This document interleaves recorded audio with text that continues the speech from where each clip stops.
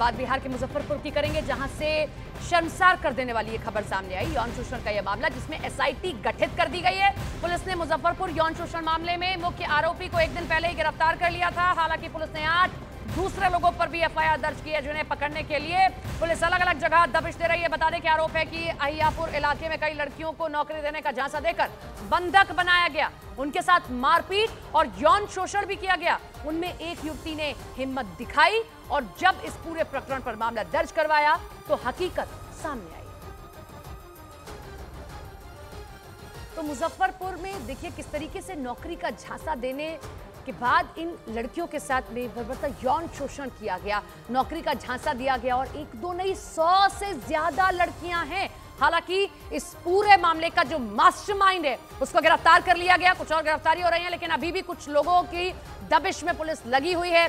SIT गठित कर दी गई है ताकि और कौन से हाथ इन यौन शोषण में रंगे हुए हैं उन्हें पकड़ा जा सके।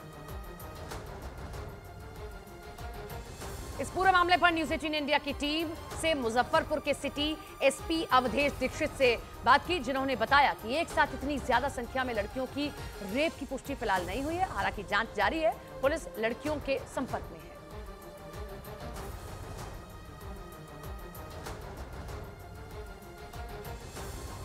सर, क्या कुछ अपडेट है इस मामले में भी?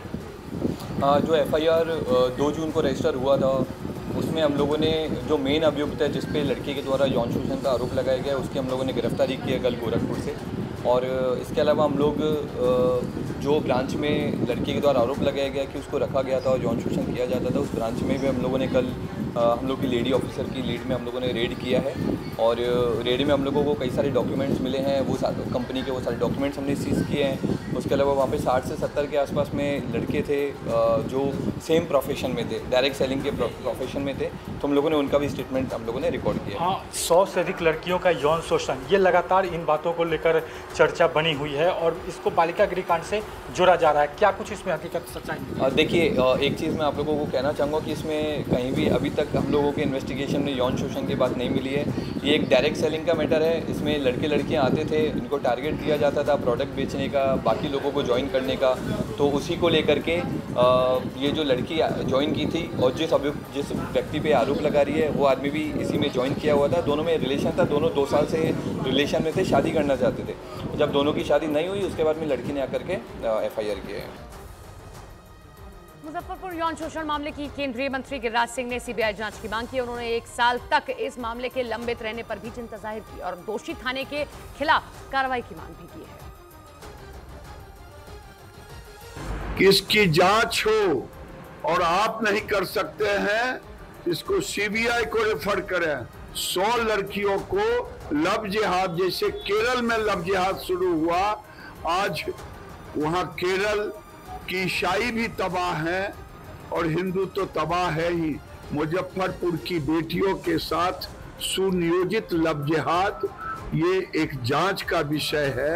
अगर ये नहीं पकड़े गए, नहीं नास्ताबुद किए गए, तो हमारी बेटियों को धर्म परिवर्तन के नाम पर ये लव जिहाद करें। सवाल बड़े हैं। 100 से ज्यादा लड़कियां यौन शोषण की शिकार आखिर कैसे हुई? ये पूरा सिलसिला कैसे शुरू हुआ? ये पूरा मामला समझने के लिए आप हमारी इस रिपोर्ट को देखिए।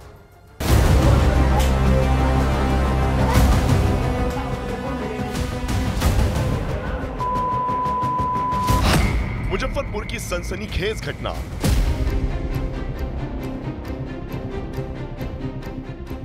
नौकरी का झांसा, रेप की वारदात।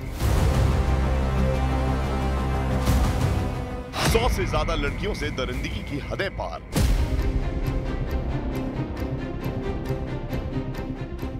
बिहार में सोशल मीडिया वाले शैतान। ये खबर उन लोगों के लिए है जिनका कोई अपना सोशल मीडिया पर भरोसा करके अपना सब कुछ गवा देता है, क्योंकि बिहार के मुजफ्फरपुर में 100 से ज्यादा लड़कियों के साथ नौकरी के नाम पर वो सब किया गया जिसे कानून की फाइलों में जघन्य वारदात कहा जाता है। खबर के मुताबिक नौकरी के नाम पर 100 से ज्यादा लड़कियों को न सिर्फ बंधक बनाया गया बल्कि उनके साथ रेप जैसी वारदात को अंजाम दिया गया। इस खबर का पर्दाफाश खुद पीड़ित लड़की ने किया है। मुजफ्फरपुर बकरी में रेड पड़ा, जो कि 19/5/2023 को रेट पड़ा। उसके बाद फिर मुझे यहाँ से उन लोगों ने मुझे डायरेक्टली ले गया हाजीपुर। वहाँ पे ऑफिस में, हाजीपुर के ऑफिस में मेरा तिलक सिंह के साथ ज़बरदस्ती शादी करवाया गया।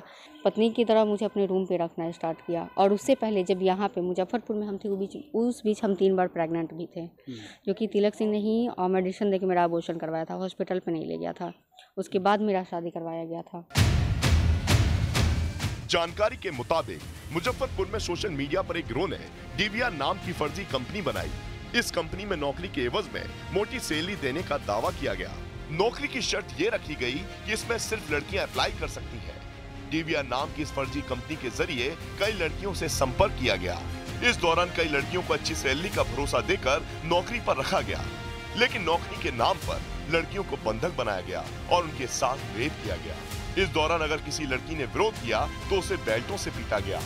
जो कि बताया गया था कि यहाँ 20,000 रुपया लगेगा हॉस्टल और मेस का। फिर वहाँ हम गए, 20,000 रुपया भी जमा किए, उसका कोई मुझे रसीद नहीं मिला। 5 दिन तक कंटिन्यू हमें रूम पे ही रखा गया, जो कि कोई हॉस्टल नहीं था, वो रूम ही था एक। और जिस फ्लैट में लड़का लड़की सब लोग साथ में रहता था, एक रूम में लगभग 10 लड़कियाँ रहती थी। बदनामी के डर से कई लड़कियों ने इस मामले में चुप रहने में ही अपनी भलाई समझी, लेकिन छपरा की एक लड़की ने इस दरिंदगी की वारदात का पर्दाफाश कर दिया और मुजफ्फरपुर के अहियापुर थाने में FIR दर्ज करा दी। पहले ये संज्ञान में आया है कि एक कंपनी है जो फर्जी तरीके से कॉल सेंटर चलाने की कोशिश कर रही थी, जिसमें महिलाओं को ल्योर करके और उनसे उनके साथ धोखाधड़ी किया जा रहा था। इस संबंध में 9 तारीख को 9/6/2024 को FIR दर्ज कर ली गई है और वादिनी का बयान ले लिया गया है। और इस संदर्भ में जो इन्वेस्टिगेटिंग ऑफिसर है वो आगे की कार्रवाई कर रहे हैं और इस केस को हम इन्वेस्टिगेट करके जो अग्रतर अनुसंधान है वो जरूर किया जाएगा। फिलहाल पुलिस पीड़ित लड़की की शिकायत के आधार पर जांच में जुटी है और एक आरोपी को तलाश कर रही है।